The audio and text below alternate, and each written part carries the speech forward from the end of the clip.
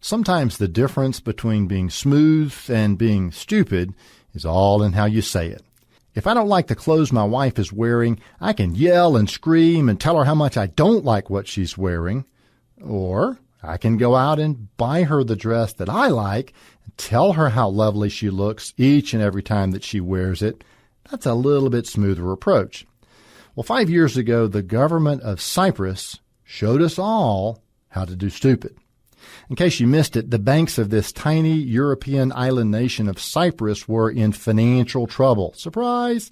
They were just one more in the long line of southern European nations needing a financial bailout from their northern European creditors, also known as Germany. You gotta love that Mediterranean lifestyle. Here's how to do stupid. The European creditors told the government of Cyprus to impose a one-time tax of 6.75% on all bank deposits under 100,000 euros and a 9.9% tax on deposits over 100,000 euros. In other words, they were just going to confiscate 7 to 9% of the deposits in Cypriot banks. Now, not to worry, Cypriot bank depositors. You would get bank shares in return for the confiscation. Shares of the same bank that just took your money out of your account with no warning or recourse, the same bank that you're going to take your money out of as quick as you possibly can. Now, it's important to note here for a little history that Cypriot banks have never been known for their stringent background checks on depositors. More than a few unsavory characters have deposited money in Cyprus where they could get interest rates approaching 5%, which at the time was double or triple what Eurozone banks were paying.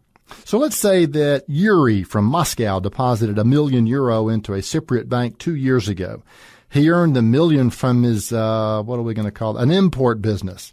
So after 2 years, he's earning 5%, and Yuri's million has grown to 1.1 million due to interest earnings. If the Cypriot bank tax was levied, suddenly Yuri loses nearly 10%, and he's back where he started. He had his €1 million. Now, across the pond here in the U.S., consider the fate of Bubba from Bastrop. Bubba brings his $1 million earned from his legitimately legal business, and on his million, he's earning not much, maybe 0.1% these days. 2 years later, he's got the same million. Okay, a little bit more, but about the same million. My point is that Yuri and Bubba find themselves in very similar situations, but they arrived there via very different routes. One bank's government took the depositors' money after the fact, the Cypriot tax on deposits. The other man's government took the depositors' money before the fact, our own Fed holding down interest rates, thus allowing the government and U.S. banks to borrow money at near zero rates. Either way, the government makes money by taking it from depositors. Done the stupid way, the populace riots. Done the smooth way, the populace patiently waits, hoping their government's policy will bring better days to come. Just remember, either way, the depositor is picking up the tab. Could something like that happen over here? Well, it already has. Our guys were just smooth about it.